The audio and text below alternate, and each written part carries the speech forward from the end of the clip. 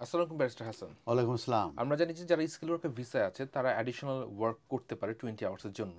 তো এই 22 জুলাই 2025-এ যে নতুন রুলসটা এসেছে, এর ফলে কি এই অ্যাডিশনাল ওয়ার্কের কোনো প্রভাব পড়বে? এটার উপরে কিন্তু একটি পরিবর্তন এসেছে। আমরা জানি যে যারা স্কুল ওয়ার্কারে আগে এসেছেন কিংবা এখনও আসতে চান, তাদের ক্ষেত্রে কিন্তু অ্যাডিশনাল 20 আওয়ার্সের কিন্তু একটা অপশন আছে। তো সেই অ্যাডিশনাল 20 আওয়ার্সের যে অপশন, সেটা কিন্তু 22 জুলাই 2025-এর আগে কিন্তু অনেক ফ্লেক্সিবিলিটি ছিল, কিন্তু এটার উপরে বেশ কিছু রেস্ট্রিকশন এসেছে এবং সেই রেস্ট্রিকশনগুলো কী সেটা নিয়ে আমি এখন আলোচনা করব। প্রথমে আসি যে যদি কেউ কোনো স্পন্সরের কাজ করে থাকে, সেখানে যদি সে ওভারটাইম করে এবং সেক্ষেত্রে কিন্তু তার কিন্তু কোনো সমস্যা নাই এবং তার কিন্তু হোম অফিস থেকে কোনো পারমিশন নেওয়ার প্রয়োজন নাই এবং সেই যে ওভারটাইম এটা কিন্তু আনলিমিটেড হতে পারে। তবে তারা কিন্তু আবার 20 আওয়ার্সও প্রত্যেক সপ্তাহে আরেকটি জব করতে পারে এবং সেটা তার নিজের বিজনেসে হতে পারে এবং অথবা যদি অ্যাজ লং সে যদি তার যে জবটা আছে সেই জবে যদি তারা স্পন্সর হয়ে থাকে, তবে সেই ক্ষেত্রে তাদেরকে যে জিনিসটা খেয়াল করতে হবে কিংবা জিনিসটা মানতে হবে, সেটাতে বলা হয়েছে যে তারা অবশ্যই এলিজিবল অকুপেশন কোড, যেটি মূলত হায়ার স্কিল জবে আছে, সেটাতে তারা তাদের এই জবটি করতে পারবে, যেটা 20 আওয়ার্স অ্যাডিশনাল জবের কথা বলা হয়েছে।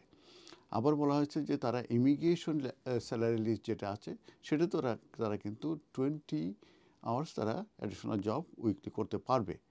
এরপরে যেটা বলা হয়েছে যে সেম সেক্টর হতে হবে এবং the same level as your main job. তার মানে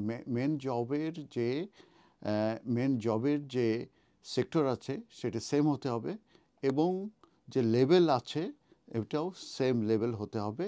তাহলে কিন্তু তারা অ্যাডিশনাল যে 20 আওয়ার্স উইকলি তারা কিন্তু করতে পারবে।